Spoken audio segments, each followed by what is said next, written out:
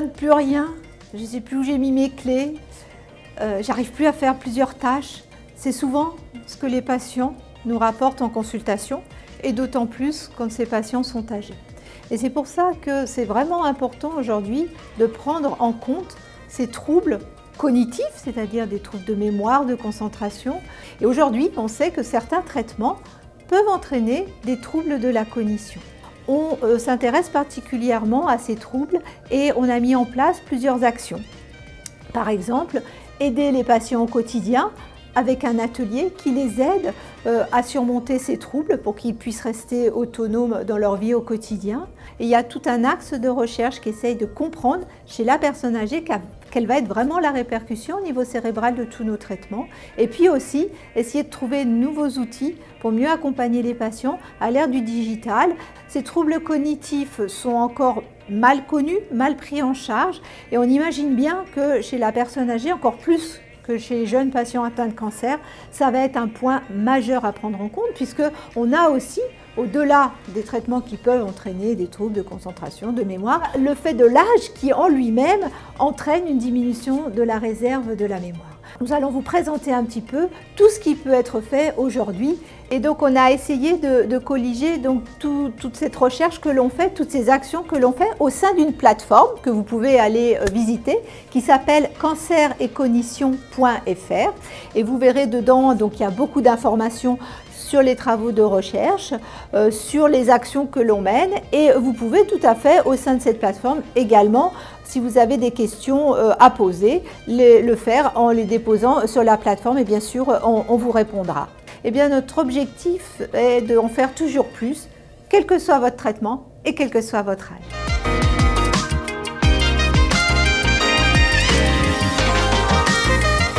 L'âge est un facteur de risque de développer un cancer, mais aussi de développer des troubles cognitifs. Et actuellement, dans les études en oncologie, très peu d'études se sont focalisées sur les patients âgés et leur cognition.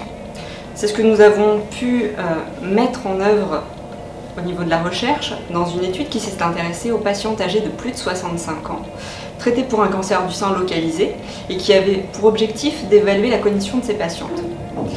Ce que nous avons observé, c'est que près de la moitié des patientes âgées ont un déclin des fonctions cognitives à l'issue du traitement qu'elles reçoivent, quel qu'il soit. Parmi ces patientes qui ont un déclin des fonctions cognitives, on observe que près des 2/3 vont développer des troubles cognitifs. Et ces troubles peuvent avoir une incidence sur l'autonomie au quotidien ou encore sur l'observance, par exemple, en oncologie, des traitements oraux que les patients peuvent prendre.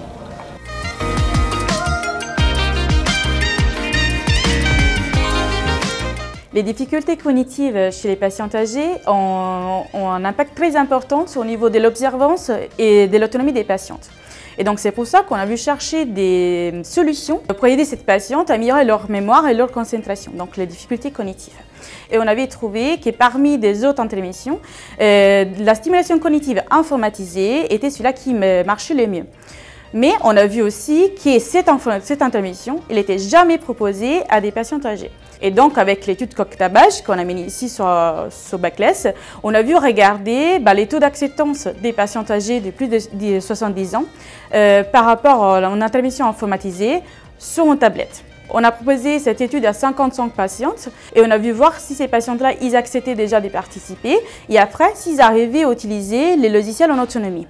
Donc en fait, on lui demandait de faire 3 séances différentes. Une première séance avec un neuropsychologue qui lui expliquait le fonctionnement du logiciel, de la tablette s'il y avait besoin.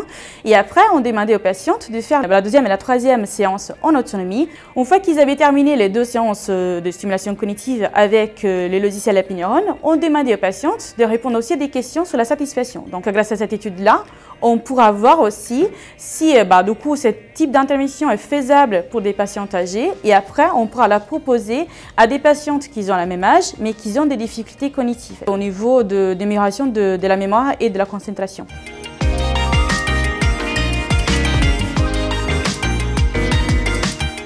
C'est très important de se prendre en main et de venir consulter.